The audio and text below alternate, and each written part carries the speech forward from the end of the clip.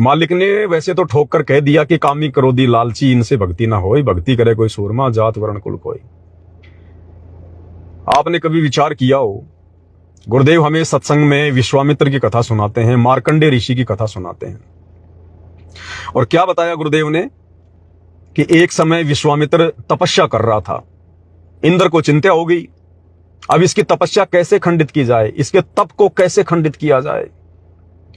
तो सबसे बड़ा जो दाव है इनके पास में, काल के पास में सबसे बड़ा जो चाल है वो है स्त्री, विषय वासना। तो इंद्र ने क्या किया, उर्वशी को भेज दिया। वो आई अर्धनग्न कपड़ों में, डांस करने लगी, अपनी महक छोड़ दी उसने, और विश्वामित्र के आगे अर्धनग्न होकर नाचने लगी। धीरे धीरे विश्वामित्र की आंखें खुल गई। आंखें खुलने के बाद में विश्वामित्र की उसके प्रति आसक्ति हो गई।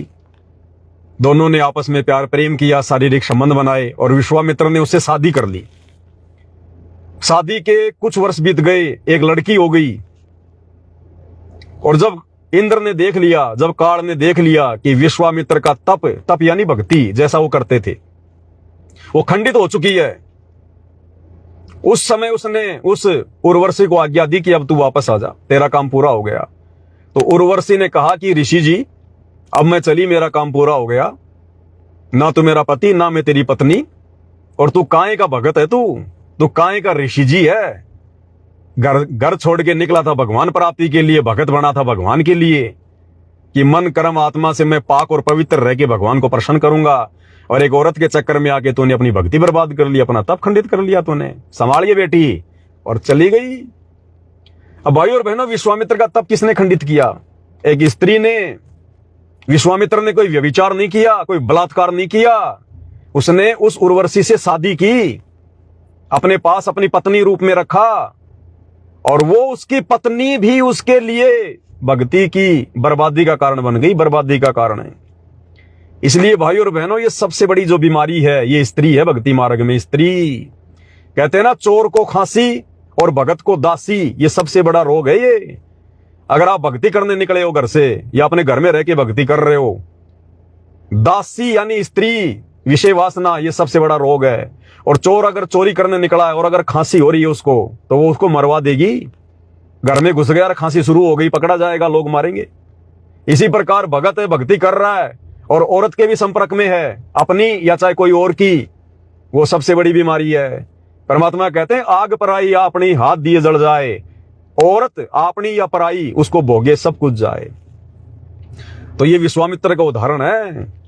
उसने कोई दूसरी स्त्री के साथ में संभोग नहीं किया, उसने शादी करी और उसके साथ शारीरिक संबंध बनाए, और खुद की स्त्री भी उसके लिए काल बन गई, काल। इसी प्रकार जब मार्कंडेय ऋषि बंगाल की खाड़ी में तपस्या कर रहा था, तो काल ने क्या दाव चला, अपनी औरत को भेज दिया, क्योंकि आदमी यही मरता है, यहीं पे सबसे ज्यादा भक्ति का नाश यही होता है। इसलिए भाई और बहनों, परमात्मा अपने मुख से नहीं कहेंगे कि बच्चों तुम रमेणी मत करो, तुम शादी मत करो। गुरुजी नहीं कहेंगे, क्योंकि गुरुजी ने उधर काल को भी तो वरदान दे रखा है कि तू रोजाना 1 लाख स्त्री पुरुष खाएगा। तो गुरुजी अगर मना कर देंगे कि कोई शादी नहीं करेगा, बच्चे पैदा नहीं करेगा, ये तो काल का जाल है, तो फिर काल के लिए बच्चे कहां से पैदा होंगे? इसलिए भगवान ने तो बैलेंस बना के चलना पड़ता है। इसलिए परमात्मा संकेतों में बात करेगा, और संकेतों में तो छोड़ो, गुरुदेव ने तो वाणियों में साफ साफ कह ही दिया, कामी क्रोधी लालची इनसे भक्ति ना होए, भक्ति करे कोई शूरमा जात वर्ण कुल खोए। आग पराई अपनी, हाथ दिए जल जाए, नारी पराई अपनी, भोगे सब कुछ जाए। और गुरुदेव कहते हैं भग भोग्या भग उपजय, भग से बचा ना कोई, और जो कोई भग से बचे, भाई भगत कहावे सोई। जिस दिन तुम इस गंदगी से दूर हो जाओगे, तब तो तुम एक भगत कहलाओगे। तो भाई और बहनों, हर चीज को सतगुरु रामपाल जी भगवान खोल के नहीं बताएंगे।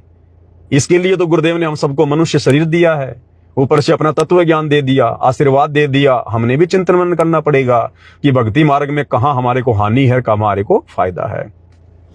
तो क्या कह रहे हैं गुरुदेव? सत्य